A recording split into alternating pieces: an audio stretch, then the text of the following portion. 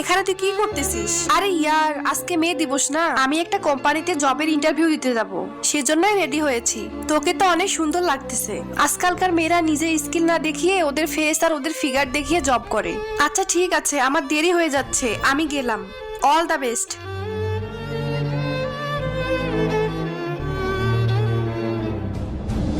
Miss প্রীতি, আপনার সিভিটা তো অনেক ভালো, যেমনটা আমি চেয়েছিলাম, কিন্তু তোমার এটা অনেক বেশি হয়ে গেল না?